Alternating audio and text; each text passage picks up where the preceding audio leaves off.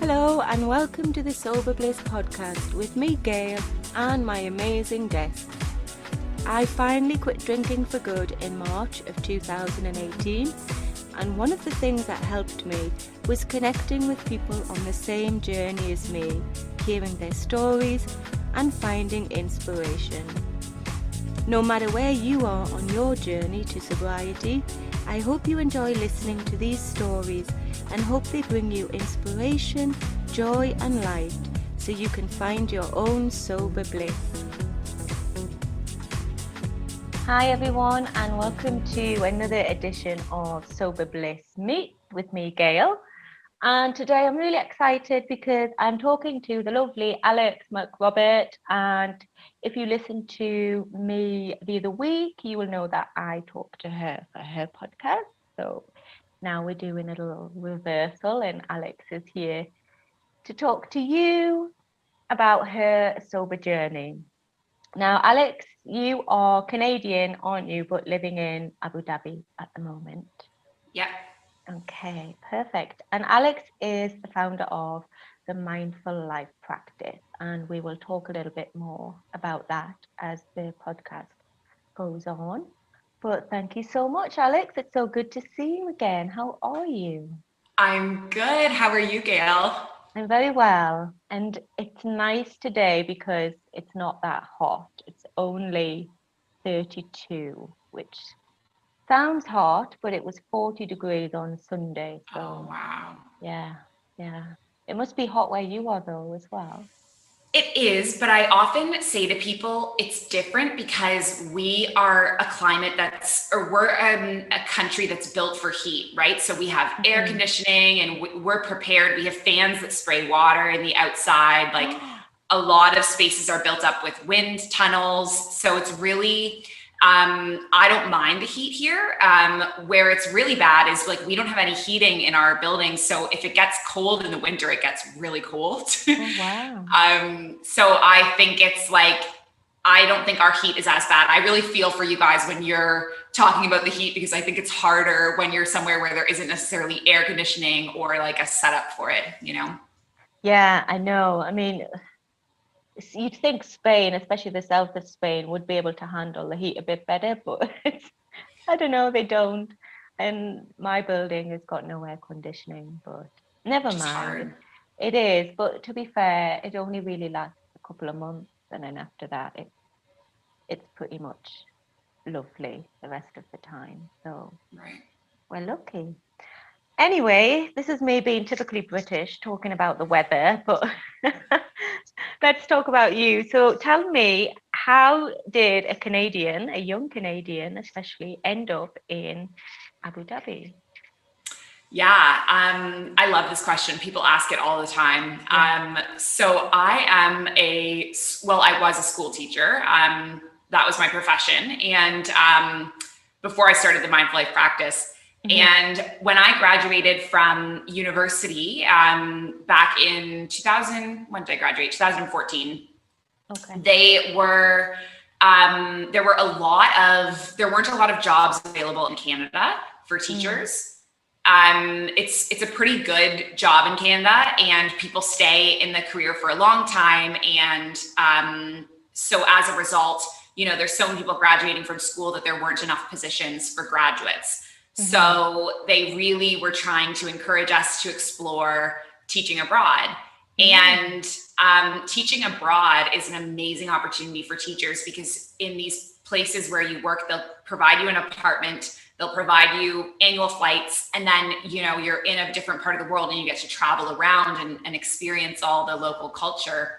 Yeah. And so when I was graduating school, I really wanted to move to like South America. That was what I kind of had my eye on because I really wanted to be in the heat. And I applied for some jobs in South America, didn't get what I was looking for. I was pretty late in the game. And I ended up getting recruited by a principal in Kuwait. So I originally moved to Kuwait, which is so conservative, so tiny. It's in between Saudi Arabia and Iraq. Alcohol is completely illegal in Kuwait. So it was a very kind of extreme move. And I was there for 2 years, which was amazing, but also incredibly difficult. And while I was living there, I had an opportunity to travel around, and I visited Abu Dhabi, and I absolutely fell in love with it because it's a bit of a bigger city. It's much more diverse.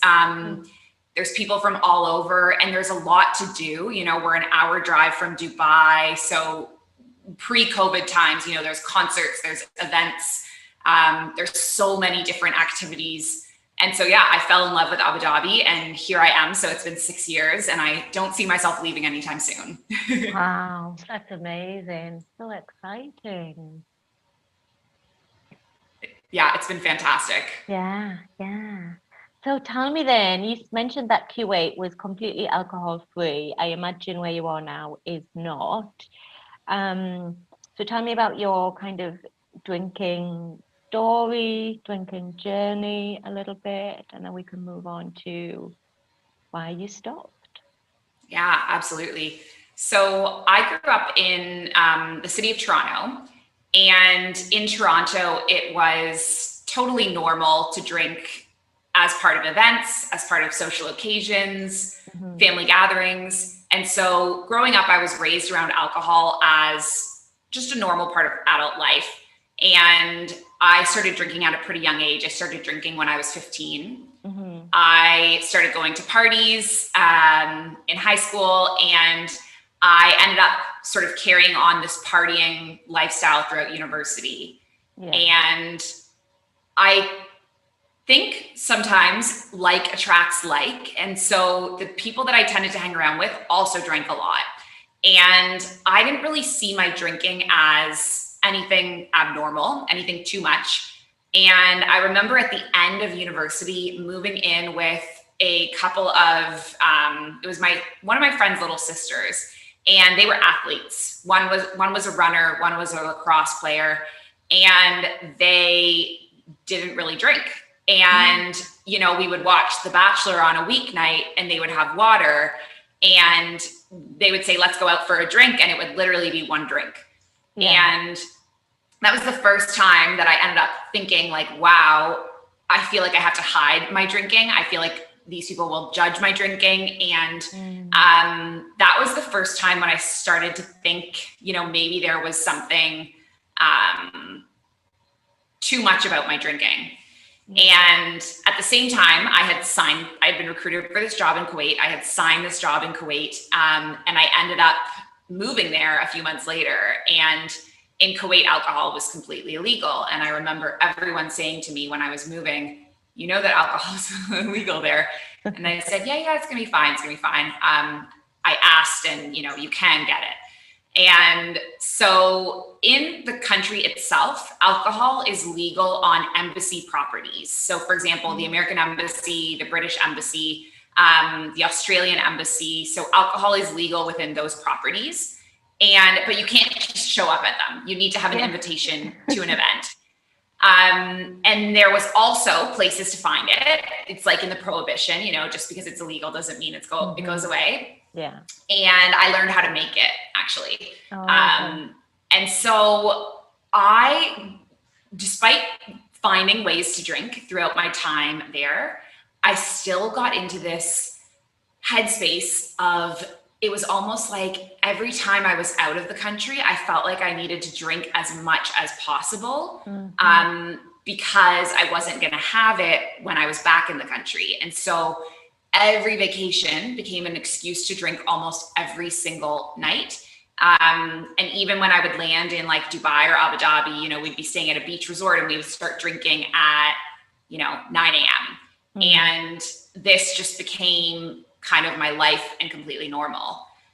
And when I chose to move to Abu Dhabi, a lot of people who are outside of the Middle East don't know how the different countries within the Middle East, you know, differ from one another. And so a lot of people ask me, you know, why are you so excited about moving to Abu Dhabi? What makes Abu Dhabi different than Kuwait? And I would always be like, well, alcohol's legal. And that was my starting point. And of course, in reality, there's so many other things that, you know, made me fall in love with Abu Dhabi. Like, the city is gorgeous. You know, I can see the ocean from my apartment. The beaches are beautiful. Like, there's so many other things about Abu Dhabi that make it special, but the priority to me at that point in my life was the alcohol. Yeah. And the thing about Abu Dhabi and Dubai, one of its issues, I think, is that it's almost like the vacation destination of the region. And so they have a lot of all you can drink events. It's pretty normal to start drinking at noon on a Friday because our weekend is Friday, Saturday. And so Friday is like brunch day. So all of the expatriates will gather at, a restaurant in a hotel, and it's all you can drink from 12 until 4. And then you can get the after brunch package, which is the same thing from 4 until 8. And then all of a sudden it's midnight and you've been drinking for 12 hours straight. Yeah. And this is the culture that I arrived in. And so I was like, wow, this is my paradise. This is amazing. It's totally normal to be drinking to excess at this hour of the day. And it's ironic that, this place that in my mind was my paradise was what ended up bringing me face to face head on with like the reality of like, I need to quit. Yeah, I can relate to that because I moved to Spain for similar reasons, to show my youngest son a better way of life, more relaxed, more outdoors, more nature. And I ended up falling into the same trap of drinking to excess in the place that I'd chosen to live a better life with. Yeah. Wow. So did you kind of partake in that kind of all you can drink every weekend kind of culture? Yeah. For a year and a half, I was so into it. And I also had a liquor store in my building, in my apartment building. And I was like, this is amazing. And I was, I would come home from work and I would want to get a bottle of wine. And I was just so happy to finally have access to alcohol. And I thought it was like grown up of me. I thought it was normal, have a wine with dinner.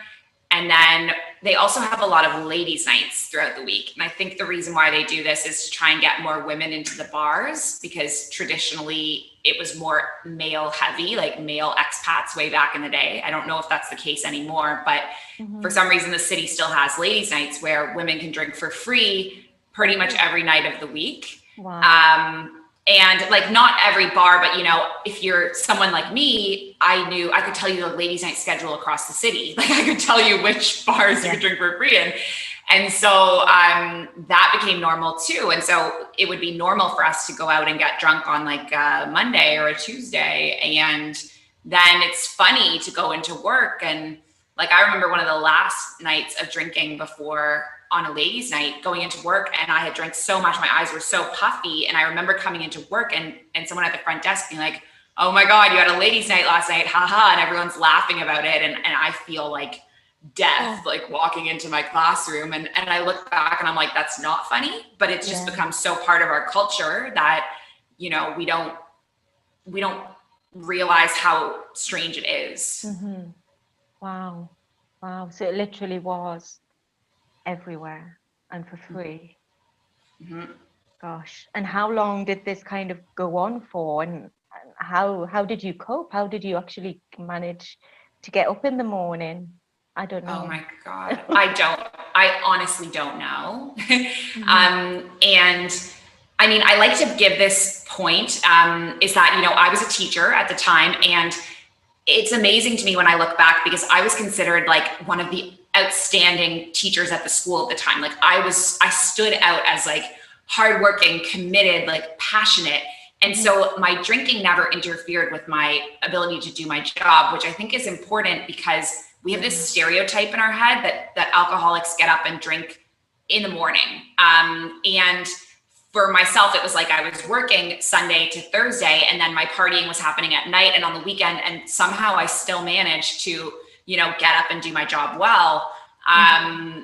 But this began, and it didn't begin when I first moved to Abu Dhabi. Like when I first moved to Abu Dhabi, I remember there being a period of time, because I came in the middle of the year. I came in November, so I didn't have friends immediately.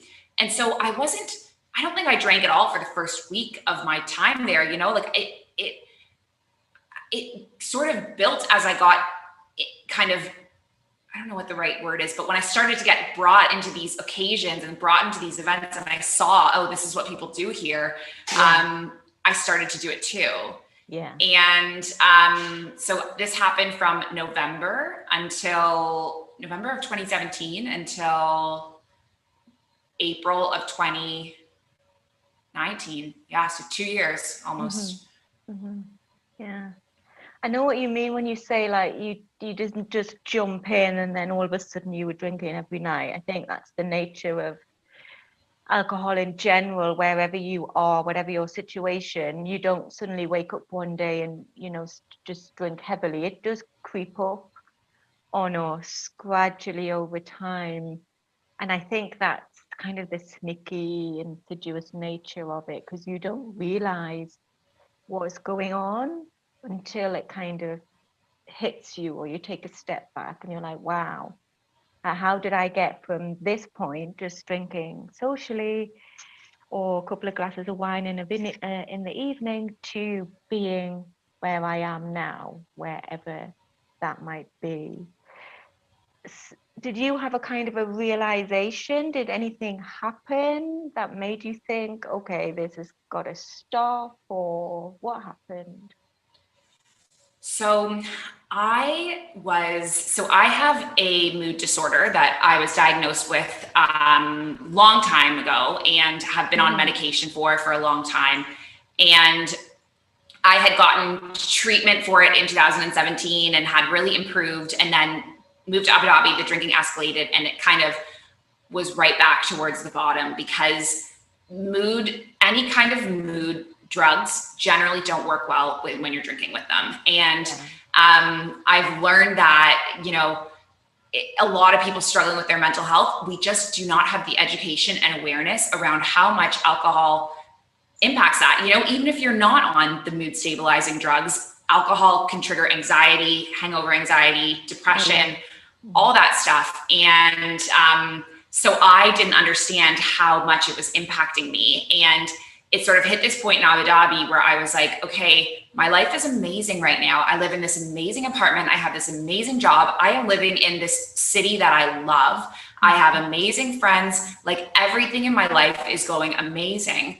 Why am I so unhappy? And it was almost like I had spent years of like chasing happiness. Like, I'm going to be happy when I move out of this apartment. I'm going to be happy when I move overseas. I'm going to be happy when I'm on vacation. And I'm finally like, I'm going to be happy when I'm in Abu Dhabi, and I get here and I'm still not happy. And I knew that it was the drinking. And so I had been Googling how to quit drinking. As we do. As so many people do. And I started getting targeted Facebook ads for 1 Year No Beer. And do you know 1 Year No Beer? Yeah, I do. Yeah.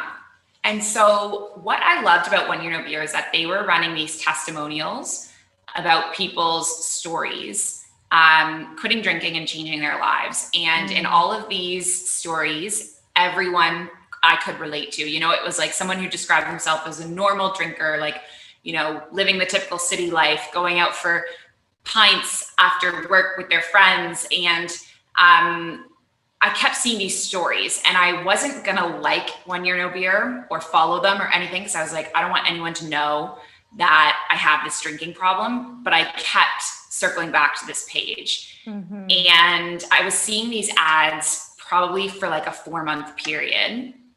But I also at that same time had a lot of occasions going on in my life. I had, you know, trips coming up.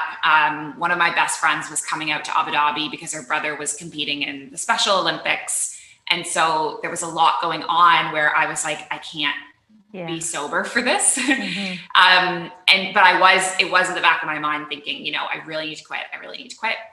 And it hit April of 2019, and I was on vacation with my mom in Morocco. And in the Middle East, drinking is mostly restricted to like hotels. And I think that was originally designed because it was for travelers and expats, because it's not part of the Muslim culture to consume alcohol. So as a result, it's kind of like there's only certain places within a city where you can drink, and you have to sort of plan ahead. If you want to drink, you can't find it in every hotel, so you have to go to the bottle shop. And I was obsessed with like having wine and beer on all the occasions. I needed to have it every night of the trip. We were traveling around Morocco, I was packing up, and there was one night, it was my 27th birthday, and I was staying with my mom in a homestay at the top of the High Atlas Mountains. And Wow. it was incredible. But there was no alcohol in the homestay. And I walked up this mountain with red wine on my back, and I said to my mom, you can't share this wine with anyone because we won't have enough, because there's only one bottle between the two of us. And we got to the end of the bottle, and I still wanted more, but obviously there was nothing more because we were at the top of a mountain. Mm-hmm. And I remember going to bed that night and thinking, this has to stop. Bless you. Thank you. And so I had about 4 nights left in Morocco, and I was like, I can't quit now. It's going to ruin this trip. And so I went out with a bang. I think I recruited everyone we were traveling with to go out to the bar until like 2 a.m. And on the flight back from Casablanca to Morocco, so about a week after my 27th birthday, I said, all right, this is it. I'm taking a 28-day break from drinking. Wow. And so initially, I didn't even want to join One Year No Beer. I didn't want to pay for it. I didn't want anyone to know that I was part of it. And so I did the first week alone, hit the end of the week, hit the weekend, was like, I cannot do this alone. Yeah. So I signed up for One Year No Beer, still refusing to join the Facebook group because I didn't want anyone to see. So I was using their Slack app, which was okay. And I think I hit maybe day 8 or 9, and I said, I really need to join this Facebook group. And so I finally joined the One Year No Beer Facebook group, and like that was the game changer for me, because hearing other people's stories and knowing that I was not the only person in the world going through this helped so much. And so whenever I was feeling low, whenever I was feeling cravings, whenever I didn't know what to do, I would go on this Facebook group and just read people's posts and read and read and read. And it was like this huge anchor for me. Yeah, it's so interesting. When you said that, I didn't want anybody to know what I was doing. I didn't want to join. I think a lot of people experience that. I think we feel ashamed, don't we? Certainly when I stopped, as you know, my husband and I stopped together, so I immediately had that support. But I didn't tell anybody else for at least a couple of months because of the fear of being judged. What will they think of me? It's very shameful. Yeah. And I think we talked about this on your podcast. Obviously, as time goes on, you begin to feel better and proud of what you're actually doing. And I think it should be celebrated. But unfortunately, there is that kind of shame attached. But it's so helpful, as you say, to be in that community and to read other people's stories, because absolutely we are not alone. So tell us, how did you get through those early days, obviously with the support of the Facebook group? How did you manage the first weeks, months, and when did the yoga come in? That's what I'm interested to know about. Yeah. So I had actually been teaching yoga and practicing yoga for a long time prior to my sobriety. So when I was struggling with my mood, I actually started yoga for the first time when I was 10 years old. I was really, really young. Wow.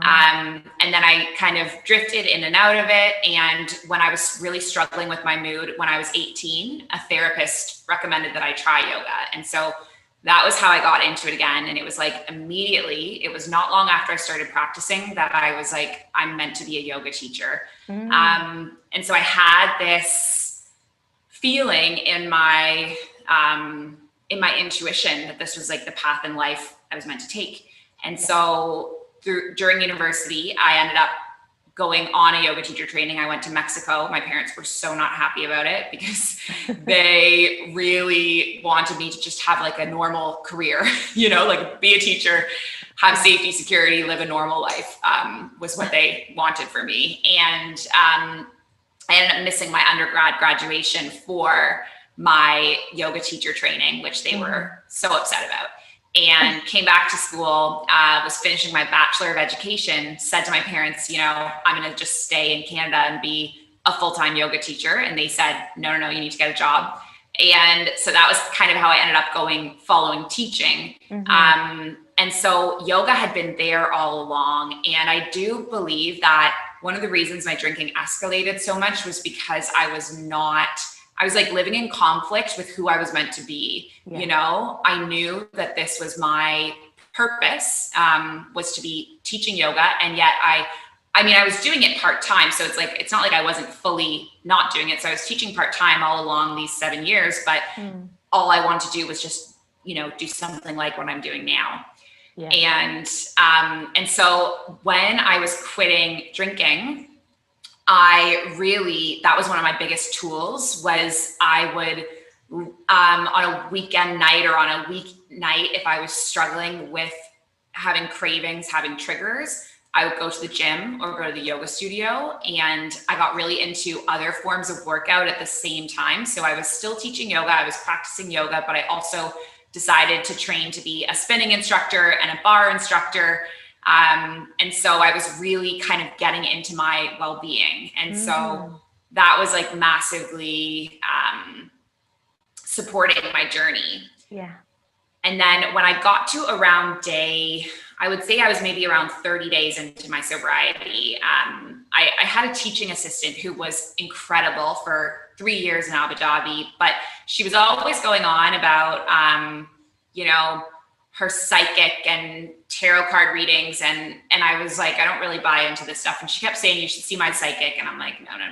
And I hit 30 days alcohol free. And I was saying to her, I'm so unhappy. I don't want to teach anymore. I really don't want to do this. Maybe I could be a counselor. Maybe I could do da-da-da. And she said, you really should see my psychic. And this time I was like, okay, I don't believe in psychics, but I'm so desperate that, what else am I going to do? So I ended up driving to Dubai to meet this psychic. And I drove for about an hour and 40 minutes. And I got inside his house, closed my eyes. He said, close your eyes, count back from 21 to 1, open your eyes. And I opened my eyes and he said, you were never meant to be a teacher. You were meant to be a healer. And I just started crying, and I cried for the entire hour. And he said, you're meant to be a life coach. You're meant to heal people. You're going to open this retreat center one day. It's going to be so different. It's going to be a fusion of all these things. He said to me, you're going to be doing Tai Chi. And I was like, I don't think I do yoga. And so I think he was seeing what he thought was Tai Chi, but was yoga. And so this was like this turning point for me, because all this time I felt like, there's thousands of yoga teachers out there. What makes me special? I'm not special enough to make it. And as soon as I had this conversation with him, it flipped this switch. Instead of this is my dream, to this is happening, And so every moment of my life began to become about building what's now the Mindful Life practice. And so this, I think, was one of my biggest fuels in sobriety. And I say this a lot to my clients, you have to find your reason why that is going to keep you moving forward. And for some people, it's their children. For some people, it's, a new hobby. Like maybe they're running a marathon, maybe they're learning to skate, maybe you're learning the guitar, or maybe, you want further promotions in work. Maybe you're like me and you want to become an entrepreneur and start your own business. But as soon as you find something that's going to fuel you, something that you want more than drinking, it's not even a question anymore. I'm like, I can never go back to drinking, because then I wouldn't have all of this. Exactly. And so I just started working on it. He told me to become a life coach, did a life coach training at a life purpose coach training. It's called Life Purpose Institute.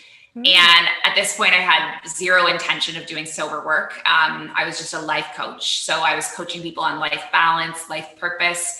And people kept coming to me about their drinking, because I was kind of being public about my drinking. Yeah. And I ended up coaching a friend through 90 Days Sober. And this was maybe a few months after the mindful life practice had started going. And at the end of this coaching thing, he wrote me a letter saying, thanks for saving my life. And that was this moment where I was like, wow, I'm meant to be a sober coach. And then everything kind of came into place from there. So the mindful life practice as a whole is a community for everyone. It's an online, I call it like a virtual soul center. It's for all people from all walks of life, all over the world, yoga, meditation, Pilates, bar. And then within that, we have a sober program. And so I do sober coaching one-on-one. And then I also do my sober group program called Sober Curious Yoga School.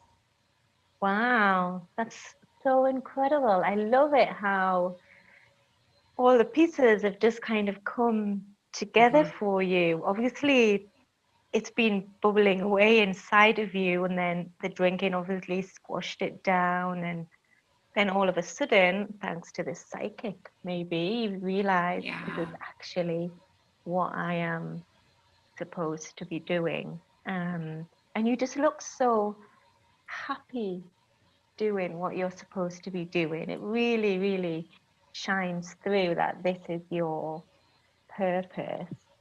Oh, I'm so proud of you. So happy for Thank you. you. So can you walk us through the Sober Curious Yoga School? How you use yoga to help people with their sobriety. I find that really interesting.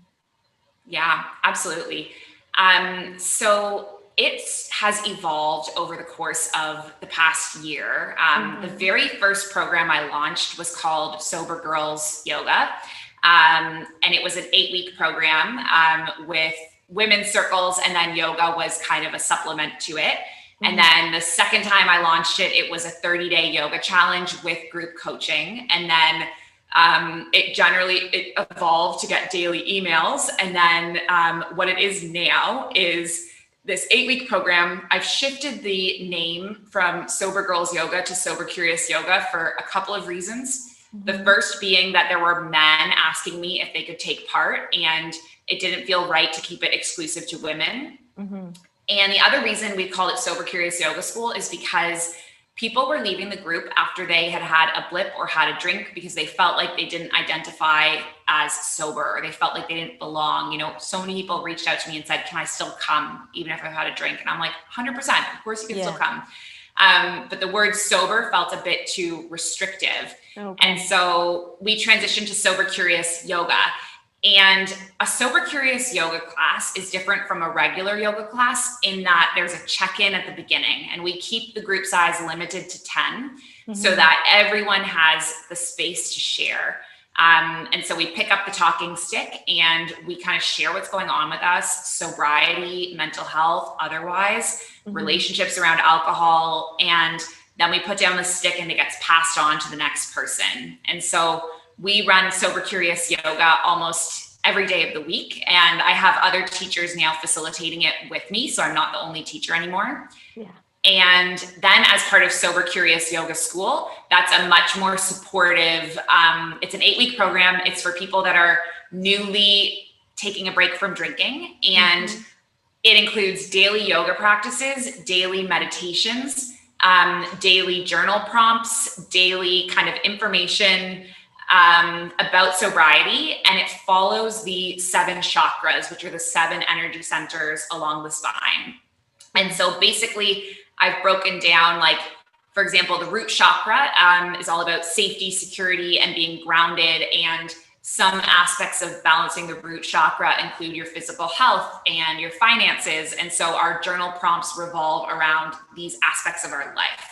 And basically we're looking at our whole life overall, bit by bit, and kind of tackling or problem solving each area so that in the end we can create a life that we don't need alcohol to escape from. Wow, I love that. So amazing. And is it online or in person or both? Yeah, it's online. So I actually don't facilitate the groups myself anymore. I've trained people to be sober curious yoga teachers. And so they lead the small groups and then I'm kind of overseeing the program. And so it's an 8-week Zoom program. And then I also do in-person events in Abu Dhabi. So I do, I actually do brunches and ladies' nights and yoga retreats, which are sober, which to people here is very unique considering that typically these events are all drinking.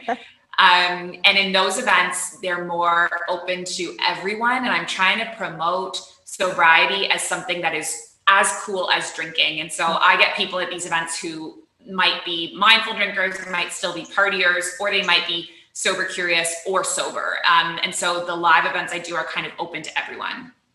Wow. You seem to have done such a lot since that, 7 days after your birthday. And how are you feeling now compared to that night when you ran out of wine and had to go to bed at the top of the mountain? I just can't even believe that was the same person. Yeah. I just look back and I'm like, wow, like I was so terrified of the whole sober journey. It was so consuming. It was so hard. But I look back and I'm just like so proud of myself for taking that first step. Because all it is, it's just day after day, one foot after another, one day at a time, and then one day it'll be 2 years later and you'll be like, oh, you're just someone I used to know, that drinker girl, Yeah, absolutely. So before we go, what advice would you give? I want you to do 2 bits of advice, actually. The first one is, if anybody is listening to this and thinking, gosh, I can relate. I'm really not happy with how my drinking is making me feel at the moment. What words of encouragement would you give to that person? I would say find your people. And there are so many different communities out there. And I really feel, we're both sober coaches. There's lots of sober coaches I have met through running my podcast and in the sober world. And what we're doing is not competitive, it's collective. We all want people to find happy and healthy lives, alcohol free. And the people who might resonate with me might not resonate with you and vice versa, And so I think find your community because it will be out there. And whether it's One Year No Beer that resonates, whether it's Sober Bliss, whether it's Sober Curious Yoga, because having a community of people behind you I think that was the key for me. Because it's so hard to walk this path alone and you're not the only person out there. So seek others and know that you're not alone and just take it, one day at a time. Yeah, exactly. It is so important to have those people around you that who get you and know what you're going through so that you don't feel alone, which absolutely it can be a lonely journey, but it needn't be. Yeah. Great, thank you. And a bit of yoga advice, because I think I told you the last time that I did a bit of yoga, and I know there's some people in my membership who do kind of dabble in yoga as well. And I did it for 30 days and I absolutely loved it. And then I missed a day and then I missed another day. And this was like 2 years ago. So how can we incorporate it into our life? Because it's a practice, isn't it? It's not just something you do, maybe once a week, really. It is a practice.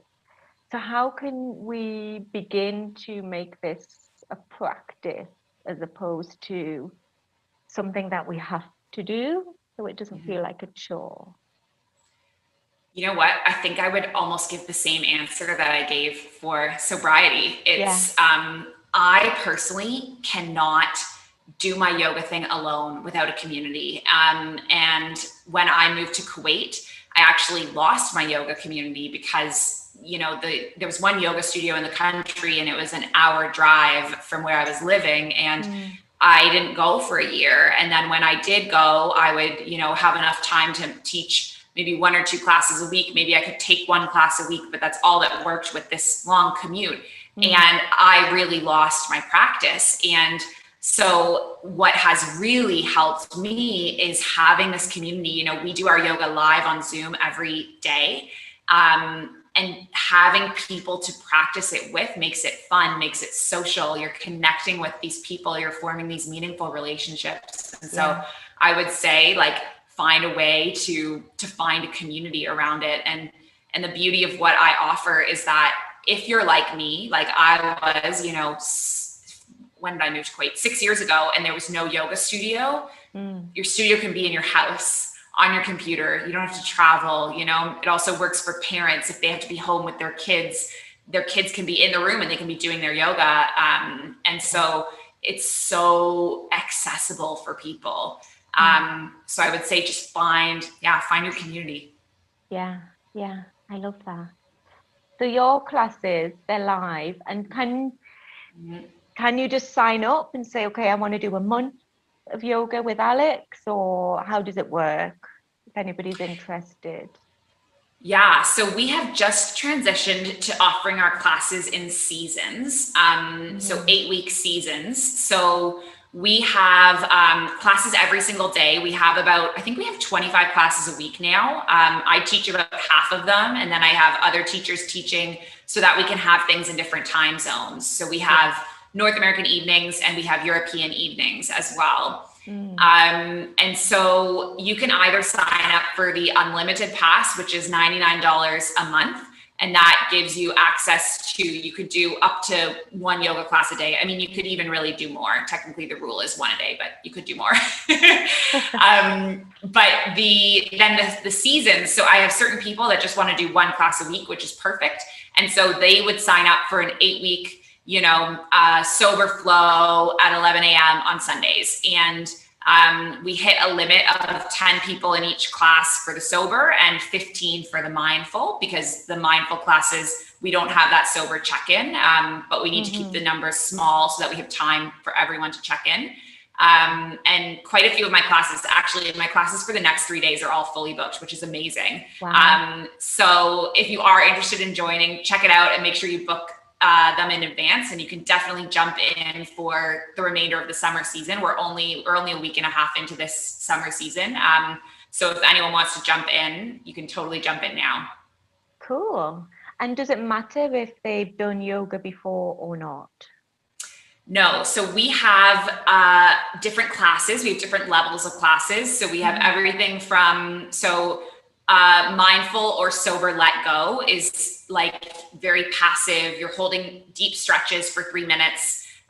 So that would be perfect for someone who needs something more gentle. Maybe you're already an athlete and you just want to stretch and build your flexibility. Let go would be a perfect class. And then we go all the way from, so we have flow classes, flow 1, which is a beginner flow, flow 2, which is an intermediate flow.